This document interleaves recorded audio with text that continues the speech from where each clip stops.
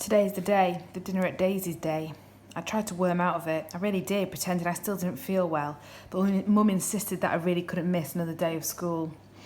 Mum says, "Do you want to eat anything in particular later?" Daisy asked as soon as I stepped out of the house. My heart sank. I was hoping she'd forgotten. "Well, I don't know if my mum wants me to eat at home tonight," I said carefully. "You eat there every night," Daisy cried. "One night at mine. Mum's making a real effort. She's getting pudding and everything." "I can't stay too long." I tried again. Daisy shrugged. "That's okay. It'll be nice for you to come for a little." There it was, the final guilt trip into accepting. So I just nodded and smiled and shrugged all the way to school, underneath thinking, what the hell am I going to do? I even texted Mum at lunchtime asking if I could go, mentally begging her to say no. That way I had evidence to show Daisy.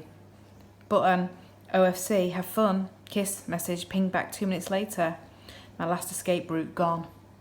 I considered texting her again, but I didn't bother. Things have been a little awkward since yesterday morning. The argument hasn't been spoken about, but I don't feel as though that's a good thing, as I haven't apologised to her and she hasn't apologised to me. I know I normally cave in and just do what I can for the quiet life, but I couldn't bring myself to say sorry this morning without her saying anything to me first. She's meant to be the adult. She's meant to be the brave one, the more mature one. It's easy for older people to say sorry when they're wrong. And besides, what she said to me was far worse than what I said to her. She basically said all I do is cause her grief, that I don't make anything easier. Well, newsflash, nothing makes it easier for me, either, least of all her. But that doesn't mean I scream at her over breakfast. Anyway, back to dinner. The thought of looking Daisy's mum in the eye, knowing she may or may not be having Juice's dad's baby, makes me squirm. Actually, it makes me consider poking my eyes out completely so I don't have to look at her at all. But I think Daisy might not love me anymore if I have holy eyes. She'd have to guide me everywhere as well. Maybe I could train Roscoe to be a guide dog. Shut up, Alex. You're going to be a good and loyal boyfriend and sit and have dinner with your girlfriend's mother. You're going to smile and laugh and ask questions and be as polite as you can. And you're not going to think about what you saw in the shop. Well, here we are. Daisy shuts the door behind us. I can't believe I'm finally in Daisy's house. Whatever else this evening brings, surely that's an achievement. The hallway is very small and cramped, with shoes piled everywhere and coats bulging from the coat hooks. I think of my own hallway, tidied and hoovered and wiped down at least once a day. I think Daisy's is nicer, more homely. Well, come through. I think for the first time since I've known her, Daisy sounds a little nervous. This is the living room, a box-standard room. Again, it looks very lived in, with magazines and posters and unfinished cups of tea. Similar in the kitchen. And back here's my bedroom. Her bedroom. First off, it's pink, the colour I thought least likely to be on Daisy's walls. She's looking at me, waiting for me to say something. What am I meant to say? Nice? Smooth Alex. She laughs. Yeah, it's been the same decor since we moved in. Couldn't be bothered to repaint. Plus, I like that it clashes with my hair. She climbs onto the bed. Want to sit? My heart leaps a little. Does that mean she wants to kiss? I climb on the bed next to her. Very squishy. Another smooth comment. I'm full of them today. Yeah, she giggles. There's silence for a minute. Come on, Al. Do something. I reach across and place my hand on hers. It's nice, isn't it? She says, holding my hand properly. What is? You being here? I never thought you'd be allowed in, let alone for dinner. Daisy laughs. My mum's so strict about boys. I want to say maybe she should be stricter with herself, but I just nod instead. I'm not sure if she trails off. I mean, you're my boyfriend, right? And girls should tell boyfriends everything, right? Because I know you're worried about Juice's dad. She rushes on. So I feel like I should tell you. My heart drops. Has he hurt you again? She shakes her head. No, not me. It takes a minute for the penny to drop. He hit someone else. I feel my eyes widen. Your mum. Daisy looks away. Crap. So now she's not only possibly pregnant, she's possibly in deep trouble. I didn't know my anger towards Juice's dad could get any worse. Turns out it could. I feel like I need to punch something right now. What did Daisy and her mum do to deserve this? Daisy sniffs loudly and wipes her eyes on her sleeve. Okay, we can't just sit here in silence, Alex. Pull it together. What the hell do I say? I'm sorry? Good one. I should know not to say rubbish like that. I should know firsthand not to say rubbish like that. So why did I?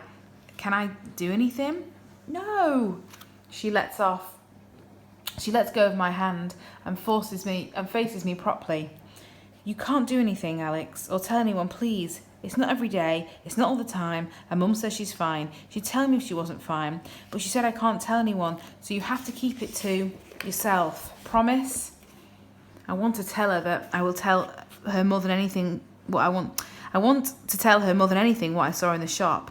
Maybe it would change her whole perception, make her realise her and her mum need help, serious help. But she's looking at me, those green eyes full of tears, and I know it'll make things worse, so much worse. And what if she gets mad at me for not telling her sooner? What if she breaks up with me? I promise.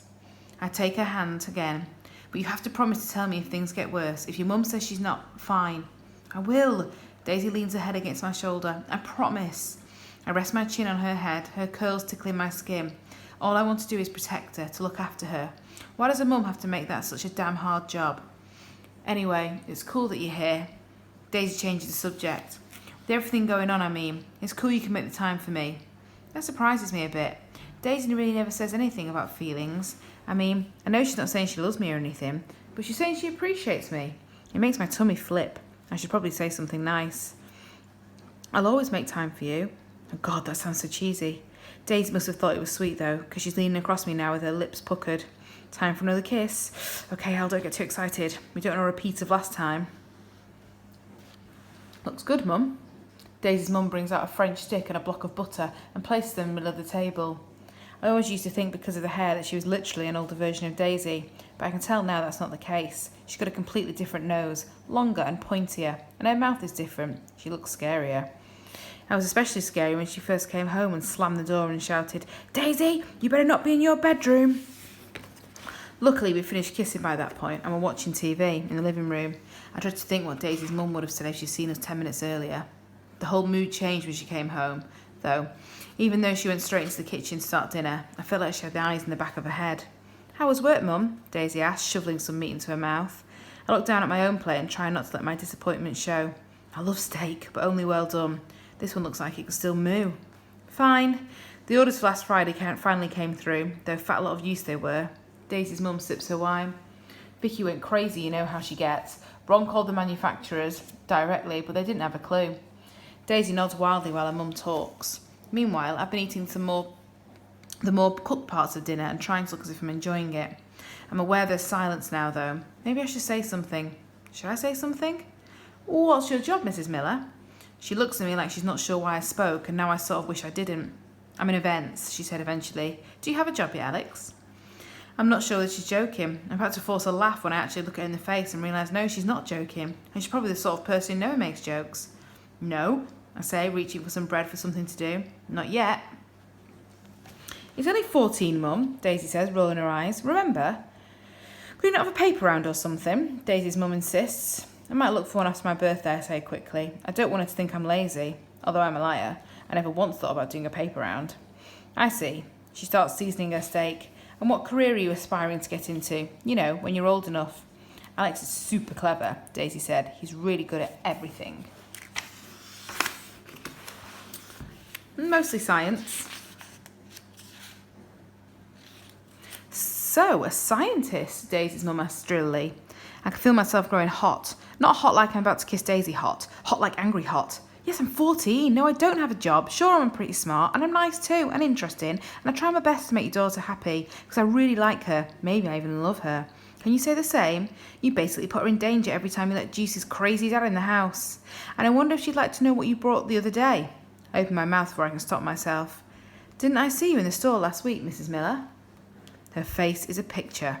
She's sipping her wine, so I can't see her mouth, but her eyes double in size. "You didn't tell me you saw Al, Mum," Daisy cries. "That's cool." Daisy's mum puts her drink down and looks at me. I know she's placing me now. Oh yes, he was the kid with his head in the shelf down the same aisle, down that aisle. "Oh yes," she says eventually.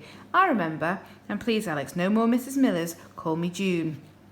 She hides away after dinner, although I feel embarrassed as soon as the words came out of my mouth. Now I feel sort of happy. Like I won. Maybe not forever, but for now. "I think she likes you," Daisy announces as I put my shoes on to go. "You're just saying that." "Well, she's frosty with everyone," Daisy says, "and you were no different. But at least she told you her first name." I look past her shoulder to check her mum's still in the kitchen before lowering my voice. "Is he coming over tonight? Juicy's dad?" She shrugs. "I don't know, hopefully not. He doesn't come over that often. Not really." I can't tell her she's telling the truth. Well, if he does, and you want to come back to mine, and even if you want your mum to come with you, shh, Daisy checks behind her. Remember your promise. I will. And you remember yours too. Anyway, thanks for coming, Al. Daisy pulls me into a hug. It means a lot to me. I hug her back, trying to let my worries go. Crap as it was, I made an effort, and to know that made Daisy happy makes it all worth it. I just feel so overwhelmingly sad for her, and even her rude mum. They don't deserve to feel scared in their own home, especially from an old, ugly bully. That's all he is, just an older version of his pathetic son. See you tomorrow. Daisy pecks me on the cheek, and I feel my skin grow hot again. As she pulls away, she's smiling the biggest signature Daisy smile I've ever seen. And all the other drama aside, this is what being a boyfriend is about, right? Making your girlfriend happy. If it is, at least that's one thing in my life I'm doing right. So far.